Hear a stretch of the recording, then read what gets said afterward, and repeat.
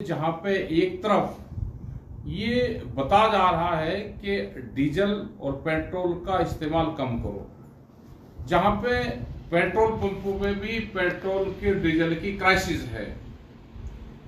क्या ये नहीं लगता कि भारत सरकार की एक बड़ी साजिश इसमें है, रेट बढ़ाने की इसमें साजिश है? क्या एनजीटी कानून से डीजल बढ़ेगा या घटेगा? जिस तरह का एनजीटी का कानून है कि 10 साल पुराना वाहन और ट्रैक्टर वो नहीं चलेंगे। एनसीआर से हर रोज कई हजार गाड़ियां एनसीआर के बाहर जाती है, वे उन क्षेत्रों में जाती है जहां पे गाड़ियों का चलन कम है। क्या भारत सरकार की यह पॉलिसी है कि पूरे देश में गाड़ियां जाएं और डीजल वहां इस्तेमाल होगा? क्या उससे डीजल की खपत कम होगी या बढ़ेगी?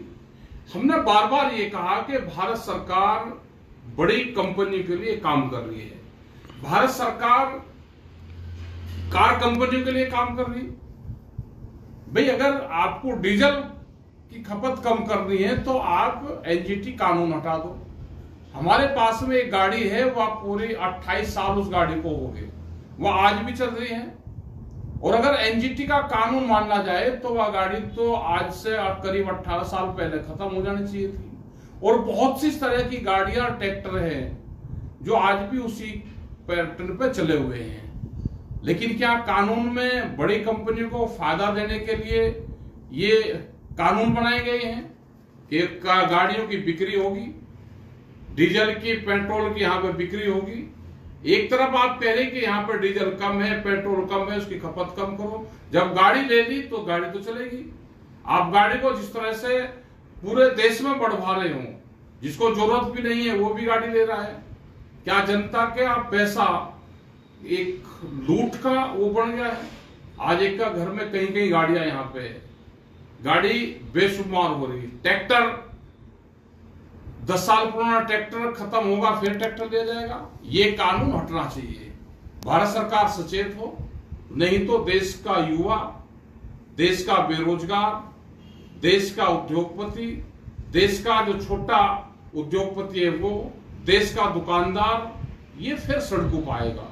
किसान तो सड़कों पे है ही, आप बहुत देर तक उसको दबा नहीं सकते, उसको रोक नहीं सकते। वो आवाज, आप वो चिंगारी है, उसको आप दबा नहीं सकते। जिस तरह से निर्दोष लोगों को आप जेल भेज रहे हो, उनके घर तोड़ रहे हो, आप ये काम बिल्कुल बंद करें, क्योंकि जनता जाग गई है। आपने देखा होगा कि एक नई पार्टियां बनेगी, क्योंकि ये नौजवान का गुस्सा है। ये जो देश में नौजवान है, जो बेरोजगार है, ये उसका गुस्सा है। आप उसको रोजगार दे नहीं सकते, वो करेगा क्या? जनसंख्या पर नियंत्रण आपका है नहीं, ये भीड़ करेगी क्या? ये भीड़ बगावत करेगी। वो दिन दूर नहीं कि जो आसपास के देशों में हमारा जो जिस तरह की इमेज हुई है बाहर, मतलब अवार्ड लेके और कह रहे कि हमको अवार्ड मिल रहे, क्या ये प्री प्लान है या इत्तेफाक है?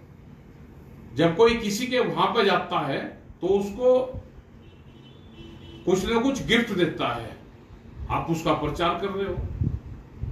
हमारे देश में बेरोजगारी है, उनको रोजगार चाहिए, किसानों को उसके फसलों के दाम चाहिए, बिजली चाहिए, हॉस्पिटल चाहिए। उस पर सरकारें काम करें, नहीं तो सरकारों को आंदोलन देखने पड़ेंगे। और फिर बड़े आंदोलन की एक जरूरत है देश में, फिर बड़ा आंदोलन देश में होगा। उसके लिए भारत सरकार तैयार रहे। धन्यवाद। जय हिंद, जय भारत।